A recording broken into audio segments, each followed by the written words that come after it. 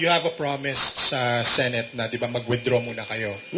And again, yung promise naman ng Senate sa inyo is hindi makakaalis. Hindi makakaalis. Pag kailangan yan, kami magbibigay. Basta pakita lang na meron na talaga. May mga ganito. Senator Alan Peter Cayetano, in front of Senator Lawrence, Senator Pia, Senator Amy, Senator Mark Villar was there, and Senator Marcoleta was there also. Dumating si Senator Bo at saka si Senator Jinggoy later on. So, ganun nangyari dyan. I mean, ano naman yan eh. I think si Senator Alan Peter Cayetano at the end of the day, actually, most of the time of the day, he will pray. So, sabi nga, ano ba yung kanta na God is watching us eh. So, that is between you and your God kung ano yung nangyari talaga. There were reports claiming na meron daw talagang plano na gawing escape route yung GSIS, yung entry and exit points na pumapagitan sa Senate. Can you confirm, sir, na may ganun talaga kaya po kayo nandun? I cannot confirm na gagawin nila yon, but the Senate is a good escape route for that purpose. No? Kasi yung GSIS, Senate to GSIS is a good entry point. Kasi 7 yung entry points from Senate building to GSIS. Plus the gate. So 8. So, that's possibility, but am I saying that they're gonna do it? It is a possibility. Factual yan. If you look at the layout of the building, pwede talaga. So wala pong information na merong pag-dry run pa kung paano nila gagawin, kung kanila. Well, there are events, pero I cannot confirm that. I will defer to the investigating authority right now. Kasi tourist na yan eh. So, kailangan yan back up by mga factual findings eh. Sir, with regards to the CCTV, yung unang CCTV, yung pagkabol kay Senator pong lumabas. And then ito pong sa incident na to, parang ang tagal nilang ilabas. And then may sinabi pa si SP na dadaan muna si legal. What's your take on it? Well, sila yun eh. They're the one taking charge on that. Kaya tama naman yun. Yung hinabol si Senator Bato, actually kulang pa nga yung video. That's why we have requested a copy of a CCTV, no?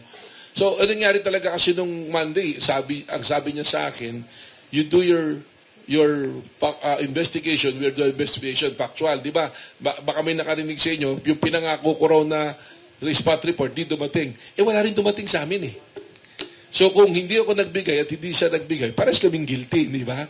So, hindi naman pwede yun na senador kami, kayo magbigay. But that is a gentleman's agreement eh. Lalaking usapan yun eh. Pati yung pag-care kayo ba ito, usapang lalaki yun. Hindi. Usapang lalaki yun. Diba? Wala nang record yun. Kasi totoo yun, ako lang mag-isa ron. I was in front of ilang senators yun. Almost the member of the majority, nandun lahat. Director, can you narrate to us verbatim? Ano ba yung gentleman's agreement na yun? Well, unang-una, How did it go? kaya nung Monday yun, kaya nag-withdraw yung arresting team ng NBI, ang sabi nga namin is since you have a resolution putting Senator Bato into protective custody, sige, okay. O sila naman, hindi, pag kailangan nyo yan, hindi naman tatakas yan. May ganun salita eh. Kami magbibigay, kami magsusuko niyan, basta't nandiyan na yung legal.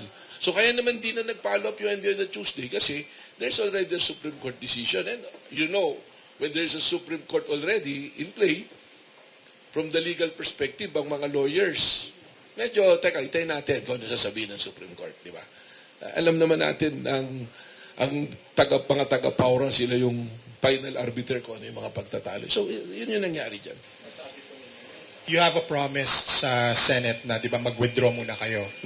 And again, yung promise naman ng Senate sa inyo is hindi makakaalis. Hindi makakaalis. Pag kailangan yan, kami magbibigay. Basta pakita lang na meron na talaga.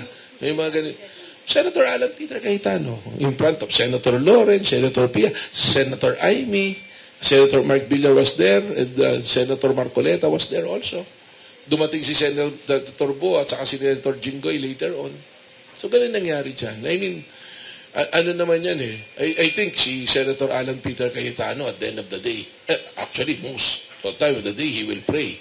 So, sabi nga, ano ba yung kanta na God is watching us eh.